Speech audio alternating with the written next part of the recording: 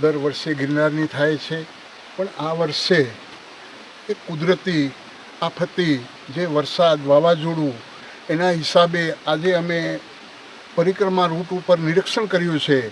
વહીવટી તંત્ર, MP, ધારાસભ્યશ્રી અને સર્વે અમારા મહાત્માઓના અધ્યક્ષ સ્થાનેથી જ બધા અમે નીકળી અને આખું રૂટનું પરીક્ષણ કર્યું.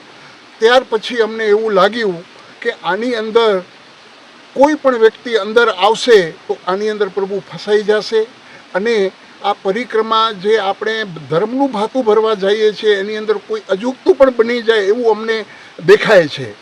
જે વહીવટી તંત્રે જે નિર્ણય લીધો છે એની અંદર અમે સાધુ સમાજ બધા ભેગા છીએ અને જે અમારું એકાદશીનું તારીખ 1ના રાતે 12 વાગે અને ઉગતી 2 તારીખે જે અમારી આધ્યાત્મિક જે હોય છે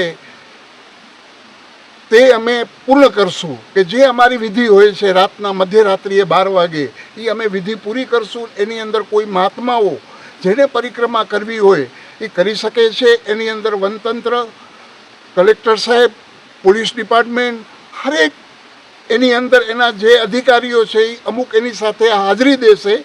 અને બીજી જાહેર જનતાને હું નમ્ર અપીલ કરું છું કે આ વર્ષ તમે ભગવાનનું ઘરે જ નામ લઈ કરી અને પરિક્રમા કરી લેજો. અને ખાસ પ્રભુ હમણાં માહોલ જોતા 31 તારીખનું ને હજી 2 અને 5 તારીખને વાવાઝોડાની આગાહી છે. તો હરેક ભાવિકોને મારી નમ્ર અપીલ કે આજે આ પરિક્રમાનું રૂટ જોતા પ્રભુ તમે ન આવો તો પ્રભુ વધારે સારું છે. જય હિન્દ. ઓમ નમો નારાયણ.